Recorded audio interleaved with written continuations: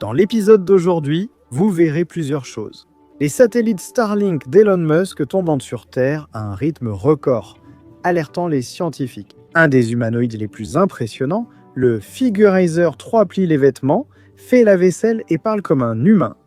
La Chine va installer de l'intelligence artificielle et des serveurs à Shanghai, dans le premier centre de données sous-marin commercial au monde. Le robot, qui lit le vent et tire avec une précision millimétrique, défie les archers humains champions en Corée du Sud. Le premier robot à micro-ondes, à haute impulsion au monde, a été dévoilé. Il peut griller des essaims de drones en quelques secondes. On va essayer de comprendre tout ça.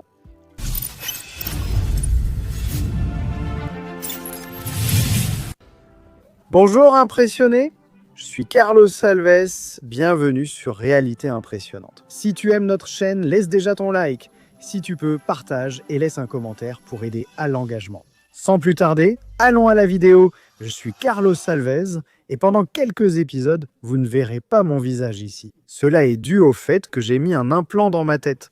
Et non, ce n'est pas un implant Neuralink. En fait, c'est une greffe. J'ai fait une greffe de cheveux pour être plus présentable pour vous. La frontière homme-machine s'est amincie lors du championnat coréen de tir à l'arc Hyundai Cup 2025. Pour la première fois, les légendaires archers sud-coréens ont affronté un robot de tir autonome. Créé par Hyundai Motor Group, le robot est équipé de capteurs de vent, de caméras haute vitesse et de systèmes de contrôle prédictifs. Il évalue en temps réel la direction et la force du vent, adaptant angle et tension de l'arc instantanément.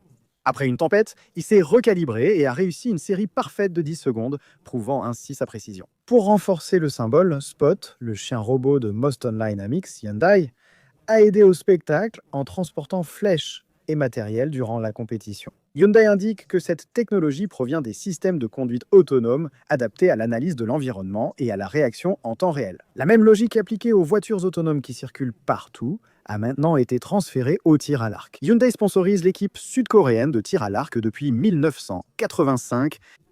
Depuis quelques années, elle associe robotique et ingénierie de précision à l'entraînement humain.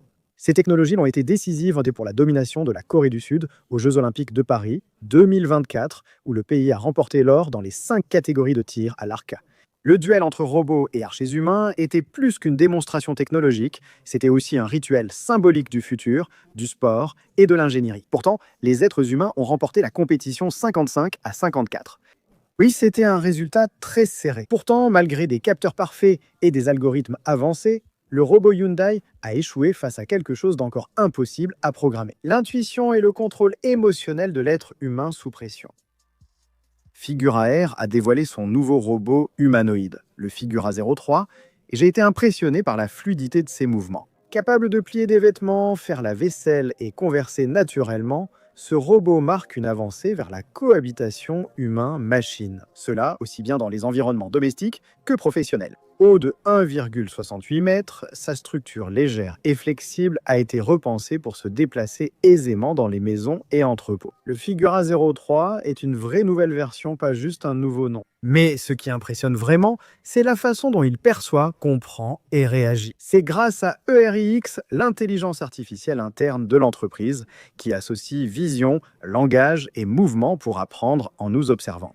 Chaque main de Figura 03 possède ses propres caméras et des capteurs au bout des doigts, capables de détecter des variations de seulement 3 grammes, le poids d'un trombone par exemple. Cette précision permet au robot de prendre des verres sans les casser, d'ajuster la force en tenant des outils et aussi de manipuler des objets fragiles avec une délicatesse qui est inhabituelle pour les machines. Les caméras principales traitent maintenant 2 fois plus d'images par seconde, avec un champ de vision 60% plus large et 25% de latence en moins. Cela accélère vos réflexes et offre un réalisme spatial impressionnant. Tout cela rend le robot terriblement humain dans son apparence et son comportement. À la différence des modèles industriels classiques, le Figura 03 a un corps en tissu lavable et mousse, pas en métal apparent, diminuant ainsi les risques d'accident et de contact avec autrui. Son chargement sans fil est un autre atout. Des bobines dans ses pieds lui permettent de se recharger en touchant une base avec jusqu'à 2 kW de puissance. Une charge offre 5 H d'autonomie continue. La communication a également évolué. Le nouveau haut-parleur est 4 fois plus puissant et le microphone a été déplacé pour capter les voix avec clarté. Le résultat offre une conversation fluide et naturelle, sans le son métallique typique des assistants vocaux. En milieu professionnel, le Figura 03 offre efficacité avec des actionneurs 2 fois plus rapides et puissants que la génération précédente, égalant le rythme humain. Il peut trier, manipuler, emballer ou faire fonctionner des machines avec précision et sécurité selon les ingénieurs. Alors que la plupart des humanoïdes sont encore fabriqués de manière assez artisanale, Figura EI mise sur l'industrialisation à grande échelle. Le modèle 03 est le premier produit en série utilisant moulage sous pression et par injection. Cela réduit considérablement les coûts et le temps d'assemblage. La nouvelle usine de l'entreprise, appelée BOTQ, a la capacité de produire 2000 robots chaque année. Objectif, 100 000 unités d'ici 2029. Au centre de la nouvelle guerre technologique, un robot de 10 tonnes incarne la fusion la plus létale d'intelligence artificielle, d'énergie dirigée et d'autonomie militaire. Le système Leonidas anti-drone associe le canon à micro-ondes d'Epirus au véhicule électrique hybride TRX de General Dynamics Land Systems, créant ainsi le premier robot terrestre autonome capable de neutraliser des essaims de drones en quelques secondes. Contrairement aux armes conventionnelles qui tirent des missiles ou des projectiles, ce robot envoie des impulsions de micro-ondes capables de griller instantanément les circuits électroniques, coupant ainsi les communications, capteurs et systèmes de navigation de dizaines, voire centaines de drones en même temps. Le système, défini par logiciel, permet d'ajuster portée, puissance et fréquence en temps réel selon la menace ou la distance de la cible. Sur le terrain, les opérateurs peuvent, entre guillemets, créer des zones sûres qui sont des zones protégées contre les interférences amies ou mettre à jour le système à distance, sans retirer le robot de l'opération. Le TRX, plateforme du canon à micro-ondes, est un véhicule hybride électrique non habité parcourant 480 km par charge et atteignant 72 km par heure, même sur des terrains irréguliers. Il est équipé de capteurs radar à 360 degrés, d'une intelligence artificielle embarquée et d'un système de navigation autonome, ce qui lui permet d'opérer sans intervention humaine directe dans les zones de combat. Pour certains analystes militaires, c'est le début de la guerre du spectre électromagnétique, appelé sixième domaine. Dans ce domaine, la victoire ira à celui qui maîtrise l'invisible, ondes, signaux, fréquences, pas seulement au plus rapide. Oui, cela évoque la science-fiction. Un immense cocon de serveurs d'intelligence artificielle immergé en mer, fonctionnant silencieusement sous les vagues. Et c'est exactement ce que la Chine a prévu. Dans les prochains jours, elle va immerger son premier centre de données commercial sous-marin. Une innovation promet une efficacité énergétique sans précédent, soulevant d'importantes préoccupations environnementales. L'initiative menée par l'entreprise Highlander vise à relever l'un des plus grands défis de l'ère numérique, la chaleur. Les centres de données terrestres consomment énormément d'énergie uniquement pour refroidir les serveurs. La proposition chinoise, simple mais audacieuse, consiste à utiliser l'océan comme système de refroidissement naturel, exploitant les courants froids pour dissiper la chaleur sans ventilation mécanique. Selon Yang Yi, vice-président de Highlander, les opérations sous-marines peuvent réduire jusqu'à 90% la consommation d'énergie pour le refroidissement. Oui, c'est un énorme saut d'efficacité. Le module de Shanghai, construit sur un quai et prêt à être lancé, desservira China Telecom et des entreprises dans le public d'informatique et d'intelligence artificielle. Le système, alimenté par l'éolien offshore, sera quasi entièrement durable, avec plus de 95% d'énergie renouvelable. Mais le projet dépasse l'innovation technique. Il incarne la stratégie chinoise visant à réduire son empreinte carbone et à dominer les infrastructures de l'ère de l'intelligence artificielle. Alors que des entreprises comme Microsoft, par exemple, avaient déjà testé l'idée à petite échelle. Avec ce projet expérimental en Écosse, qui a eu lieu en 2018, aucune nation jusqu'à présent n'avait tenté de porter cette proposition à l'échelle commerciale. Construire un centre de données capable de résister à l'océan est un défi d'ingénierie et de survie. La capsule en acier, protégée par des flocons de verre contre la corrosion saline, sera reliée à la surface par un ascenseur technique pour la maintenance et le transport du matériel. Bien que la technologie paraisse propre, les écologistes alertent sur les risques d'accumulation de chaleur, sous-produit invisible de cette opération. L'écologiste marin André Watt, de l'université de Hull, avertit que le réchauffement local peut modifier le comportement des espèces marines, en attirant certaines et en éloignant d'autres. À ce jour, les études de Ringlander montrent que les températures autour des modules pilotes sont restées sûres. Malgré les défis, l'objectif est clair. La Chine veut faire de l'océan une extension du cloud numérique. En d'autres termes, une infrastructure autonome, stable et froide pour soutenir la croissance rapide de son intelligence artificielle. Le ciel nocturne propose un nouveau spectacle, mais aussi une nouvelle inquiétude. Des traînées lumineuses traversant l'atmosphère, visibles depuis plusieurs pays, ne sont ni des météores, ni des rentrées aléatoires. Ici, il s'agit de satellites Starlink de SpaceX qui brûlent rapidement en rentrant sur Terre. Selon l'astronome Jonathan McDowell du centre d'astrophysique Harvard-Smithsonian, 1 à 4 satellites Starlink rentraient chaque jour dans l'atmosphère. En 2025, un record inédit. Bien sûr, cela est en grande partie dû à l'expansion de la constellation mondiale de SpaceX, qui représente déjà plus de 8500 des 12 000 satellites actifs en orbite. Et avec toute cette augmentation, le nombre de satellites qui effectuent cette rentrée pourrait atteindre 5 dès les prochains mois. Fondé en 2002 par Elon Musk, SpaceX a révolutionné l'aérospatiale grâce à ses fusées réutilisables et son réseau mondial de satellites Internet. Mais cette croissance génère maintenant un nouveau type de pollution invisible, la pollution orbitale. Les satellites Starlink ont une durée de vie limitée et s'autodétruisent en se consumant dans l'atmosphère en fin de cycle. Ainsi, bien que les traînées incandescentes paraissent inquiétantes, des scientifiques assurent qu'elles ne présentent aucun danger direct pour les personnes au sol. Mais selon l'auteur de cette étude, l'augmentation de la fréquence est un signal d'alerte. McDowell a déclaré à AirSky que tous les quelques mois, il y a des rapports d'équipements spatiaux qui ne brûlent pas complètement et tombent sous forme de débris. Il a conclu: nous avons eu de la chance jusqu'ici, mais cela ne durera pas éternellement.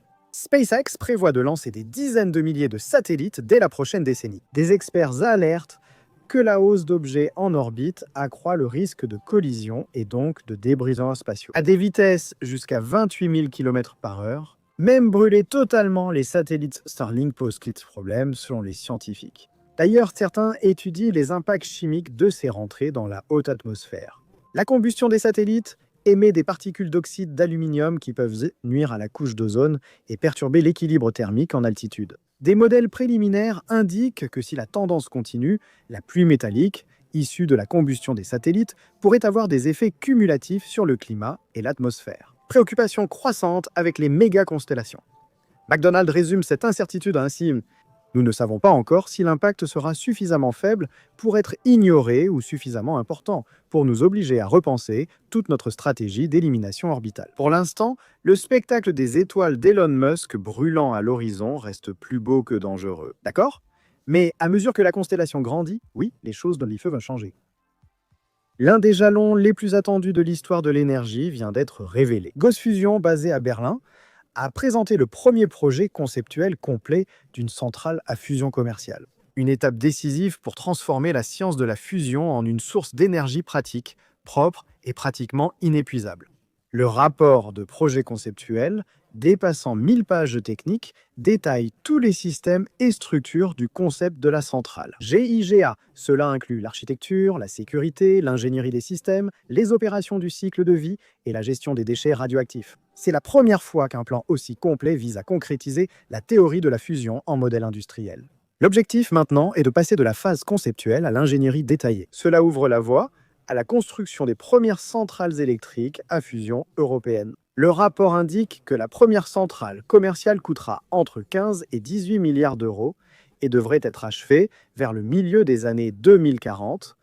La centrale emploiera des réacteurs diffuseurs, dispositifs magnétiques à échelle contrôlée. Bien sûr, le même processus qui alimente notre Soleil, la fusion de noyaux atomiques légers à des températures supérieures à 100 millions de degrés Celsius, libérant ainsi des quantités colossales d'énergie, sans ces déchets à longue durée de vie qui sont typiques de la fission nucléaire. Ces solutions seront essentielles pour que la fusion nucléaire soit réalisable techniquement et commercialement. Ce point peut décider qui dominera la course mondiale à l'énergie du futur. Si le plan de Gauss Fusion avance, l'Europe pourrait inaugurer non seulement une nouvelle centrale, mais aussi une nouvelle ère. L'ère où l'homme a appris à domestiquer le feu, pas le feu que nous connaissons déjà ici, mais le feu des étoiles.